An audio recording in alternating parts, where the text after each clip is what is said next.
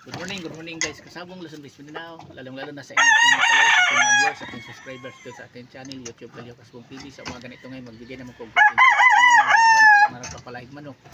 Para nga ang pag-alaga natin manok, mababawi lang natin ang ating ginagastos, hindi tayo nalulugi.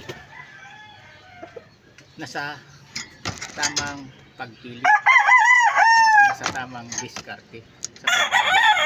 Bago ko ipagpatuloy kasama sa inyo itong hawak kong manok, ito na siya ang anak nung pinagparis ko ang babae nga sweater na kulay pula at saka yung ay action black alimbayogin.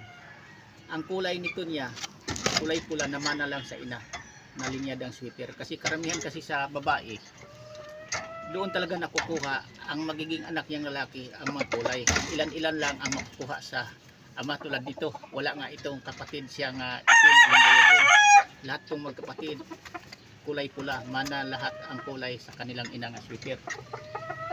Dito sa pag-alaga nating manok, kaya ang lagi natin sinasabi na dapat ang piliin natin, nagagamitin natin pagparis-parisin na babae lalaki, yung mga maayos, maganda ang record, mga performance.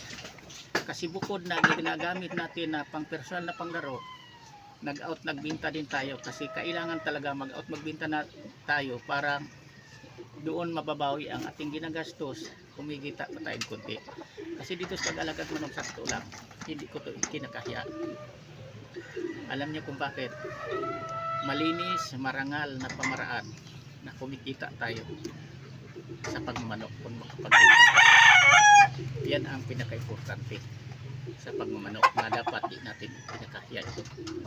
Dahil ang pagmamanok, kumikita tayo dito, nakakatulong ito sa ating pamilya, sa akin mismo. Kaya hindi ako tumigil sa pagmamanok sa katagal na panahon na nag-breed, nagpapalay ako, dahil may prueba na ang pagmamanok nakakatulong ito sa ating mga anak ng maliit pa sila.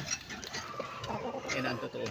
Kaya kayong mga baguhan pa lang na nag-alagag manok, ang pinaka-importante lang, piliin lang nyo ang mahusay, maayos na linyada, tapos ang pag-alaga nyo, ibibigay nyo lang ang kumpletong pagkain sa pang-araw-araw, sa umagang, sa hapon, inumin tubig na may halong vitamin. Ganyan lang ang pag-alagag manok. Pinaka-importante dito sa pag-alagag manok na hindi sila nagkulang sa alaga, sa pag-alaga natin. Kailangan na ibigay natin ang kumpletong pagkain, vitamins, parang mabilis masiglakihan. Kasi ang manok kasing mabilis masiglakihan, healthy ang mga pangatawan, malayo na magkasakit-sakit.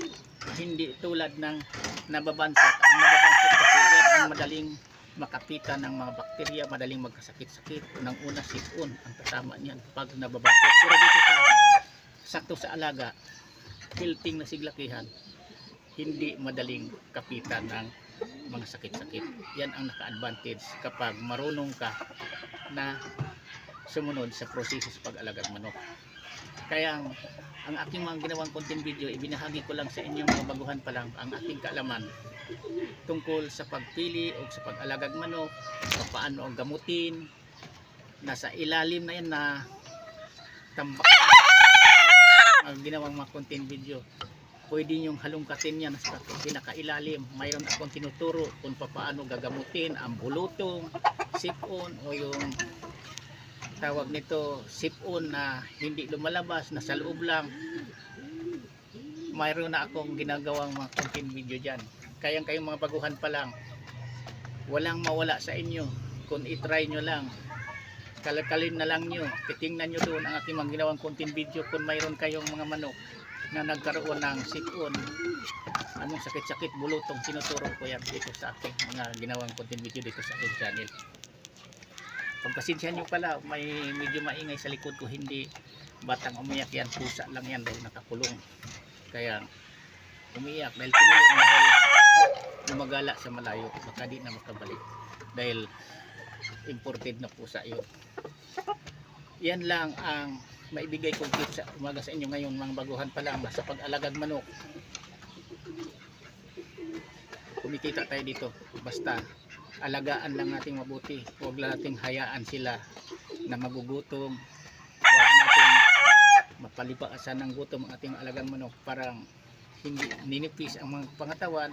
Ang mga alaga kasi nating manok, kung maganda ang pangatawan, maganda din ang presyohan. Kung mahina ang pangatawan, mahina din ang presyohan, mas mababa ang presyohan kapag hindi maganda ang pangatawan sa ating mga alagang manok.